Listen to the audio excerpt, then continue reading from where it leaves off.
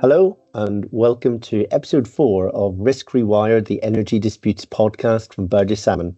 I am Richard Adams, a partner in the construction and engineering team, and deal with risk mitigation, avoidance, and dispute resolution across a broad range of energy technologies. In episode 2, Gregor Hayworth and I spoke about process, projects, solar, and offshore wind, highlighting the different types of issues and disputes that could arise across these very different technologies. In this episode, we are going to focus on another 3 technologies: onshore wind, nuclear, and battery projects. I'm delighted that Gregor is joining me again, together with Sarah Forshaw, a South African qualified associate in our construction and engineering team. Welcome, Sarah. It's great to be joining you for this podcast. And welcome back, Gregor. Thanks, Rich. Glad to be back. As we did in episode 2, we're going to cover 3 technologies today. So shall we start with onshore wind? Sure. Onshore wind is a hot topic at the moment, particularly regarding what's going to happen with the de facto ban on onshore wind development in England following the general election. And as you both know, the turbine technology itself is essentially the same between offshore and onshore. But with onshore, you remove a lot of the variables that we were discussing last time. So you don't have, for example, vessel availability issues, weather windows are less of an issue, and you don't usually lay the cables underwater, obviously. Unless it's particularly wet, I suppose. Very true. That can be a bit like that in Scotland sometimes. Certainly, site-based challenges can be quite a big issue. For example, access issues. Can you get the machinery to the site? Do you have the necessary access rights across the different parcels of land you need to cross? And how are you going to connect the project? Gregor, just by connection, are you referring to connection to the national grid? I know there's sometimes challenges with appropriate substations or grid connection, and these problems can obviously be exacerbated when you have numerous wind farms all trying to connect to the grid. I mean, I think the last stat I saw recorded that there was more than 1,500 wind farms across the country. That's right. Yeah. There's currently a big issue with grid capacity in the UK, given the number of projects trying to obtain a grid connection. Grid issues in general can be really problematic. Developers have to interface with the relevant distribution network operator, or DNO, and sometimes National Grid themselves to achieve a grid connection. DNOs themselves own and control specific licensed areas of the electricity distribution network in the UK. And they also undertake contestable and non-contestable grid connection works, which allows energy projects to connect to the grid. And given the capacity issues of the grid and the frequent need for network reinforcement works as a result, this can lead to increased project uncertainties, as delays to connection are largely to the hands of the developer and the main contractor. I guess that can also leave the contractor and the employer in quite a difficult position. And focus would obviously turn to the construction contract to see whether it provides any relief to the contractor for delays in connection. And this might result in disputes, I imagine, if the parties are sort of putting forward alternative views around the risk allocation. Sarah, I think that's a really good point. I mean, who takes the risk in any given situation is going to be a key issue. Another example is obviously where you have the usual 2-package contract for onshore wind with a turbine supply and a balance of plant. You can find issues that could be argued as falling under one or the other, or indeed both contracts, and that's something that our transactional colleagues try and address. But as contentious lawyers, we need to be alive to all of this when advising in a disputes context. Yeah, definitely. Another issue is the impact of protesters. Again, who takes the risk if access to the site is prevented because of local or environmental protester action? I've found that this type of disruption can affect onshore projects more than offshore, actually, given the ease of getting to the site. And I've seen examples of delayed deliveries, labour being prevented from accessing the site because of these issues, and that can inevitably delay progress. And just to finish on onshore wind, I also thought it was worth mentioning some of the common delaying events that we frequently see, such as ground conditions for the erection of the turbine, the turbine supply issues, as the equipment is usually supplied from outside the UK, and also some issues around commissioning, which sometimes depends on wind levels as well. So shall we move on to our next technology, nuclear? A huge area, and not something that we'll do justice to in the short time we have available on this podcast. But let's cover some of the key issues. Nuclear generally falls into different categories, but keep it simple. You've got nuclear fusion or nuclear fission. And whilst the technology challenges are different, for me, there are a few things common across these types of nuclear project: complexity, cost, and scale. I think it's probably also useful at the outset to just clarify that on scale and costs, we will be talking about larger scale projects rather than small nuclear reactors or SMRs, which will, of course, have their own challenges. And I think the other thing worth mentioning is just to clarify that we have both nuclear generation and nuclear decommissioning within this category. Sarah, that's absolutely right. There's a lot to think about, and different project and program drivers for each of these types of project.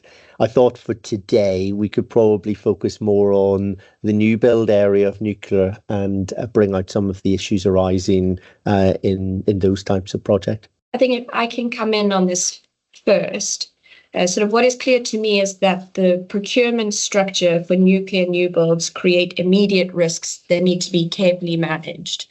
Generally speaking, you're not going to find a main contractor willing to wrap a nuclear new build scheme. So you tend to find multiple work packages, in fact, probably hundreds of work packages with some quite significant contract values. This immediately creates an inherent risk and workspace constraints, meaning that careful programming is key. If one package becomes delayed, that could have a significant knock-on effect to the entire project.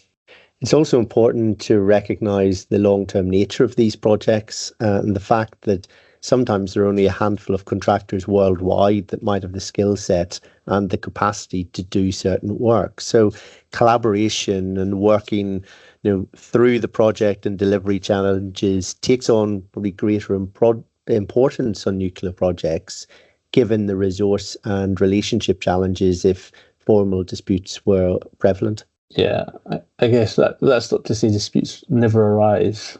I would agree with that. I mean, taking one example and thinking about the complexity of the work itself and the need for it to be the right first time, the level of quality assurance in nuclear projects is pretty stringent, and this increases the checks and balances on works, and there's simply no room for defective work. It's really important then that the contractual processes and procedures on approval, sign-off are clear, aligned with the practical and regulatory requirements, and are followed by the parties. I think the oversight from the Office of Nuclear Regulation is also an important area to consider when looking at technical compliance, but also with general site working arrangements. Inevitably, the ONR provides very close oversight when operations and work occurs on nuclear licensed sites. And just to link back to the point that Gregor was making around defects, I would widen that to include non-compliance at any stage of the work, as there really is a right first time mentality across nuclear projects, which is largely safety driven, but also comes back to the time impact if a certain aspect is delayed. Where issues arise, the complexity of the technology or the underlying specifications sometimes drives debate on interpretation and who takes the risk. Largely, it comes down to a financial impact on one of the parties. And add to that the interface risk, where you've got multiple parties sometimes working on same or adjacent work phases. That in itself can lead to arguments as to which party is liable or responsible for a particular issue arising. For me, there are so many interfaces, risks, and varying contracting structures and different approaches to liability. Not to mention the more specialist subject of nuclear liability, which could probably be the topic of a podcast in itself. That we could talk about nuclear projects all day. I think there are lots of issues involved in this very, very specialist area. But Conscious of time, let's move on to the last type of technology for today's discussion, batteries. Sarah, do you want to explain what I mean by a battery project? I'm assuming it's much more than your standard AAA. Very good, Rich. Yes, renewable energy sources are inherently intermittent, and a battery energy storage system, or BESS, helps balance this by providing a steady supply of power when, say, the sun isn't shining or the wind isn't blowing. And it's a brilliant way to allow excess electricity to be stored for later use. It is essentially a sort of larger scale version of the AAA battery, where you store energy and use it at a later date, whether it is for peak demand or to help provide a regular flow to assist grid inertia. And like all the other technologies, it's not without problems, such as technology risk, supply risk, and commissioning risk. So taking technology risk first, the longevity and efficiency of batteries is obviously still developing, and that can impact performance and ability to meet performance guarantee levels. From a robustness point of view, thermal runaway, effectively uncontrolled reactions within the battery cells that can lead to fires or damage, continues to pose a threat. That's right. And picking up on the supply risk, the batteries themselves are predominantly lithium-based, which has to be mined, processed, and shipped. So with any international mineral, global supply and demand challenges can impact program and delivery. And if I cover off the commissioning risk aspect, there will obviously be a need to align with whatever energy source is producing the energy and a connection outlet as well, usually to the national grid. One of the issues is the achievement actually of the appropriate frequency of the current to comply with grid requirements. Put very simply, is the input coming from the battery sufficient so as not to impact the balance of the grid? All of these issues require careful calibration and bring in design, workmanship, and testing issues, which can ultimately lead to dispute. Yeah, and with any newer technology, it's inevitable that risks are going to arise. And with batteries getting bigger and bigger and projects more ambitious, my suspicion is that we'll see more and more battery-related disputes. I suspect that's right, Gregor, and it just demonstrates the need to really understand your project and where the risk areas may be, and how to position yourself and the project to best mitigate, avoid, or ultimately resolve disputes. Right, I'm going to call time in that discussion there. I appreciate that it was a very, very quick run through of those three technologies, and there's lots more that we could talk about. But thank you both for joining the podcast today. I thought it was a really interesting discussion. We only just scratched the surface of some of those issues. And thank you for participating. Well, thanks for having me back again. Always a pleasure. It's been great, and I look forward to future discussions. Thank you to everyone for tuning in to episode 4 of Risk Rewired, the Energy Disputes podcast. If you would like to know more about our energy disputes team or discuss technologies on which you are working, you can contact me or the team via our website. You may also want to download our Energy Disputes Guide, which provides insight into issues arising across energy projects. Risk Rewired is now taking its summer break, but listen out for our return in September for the next episode of the Energy Disputes podcast.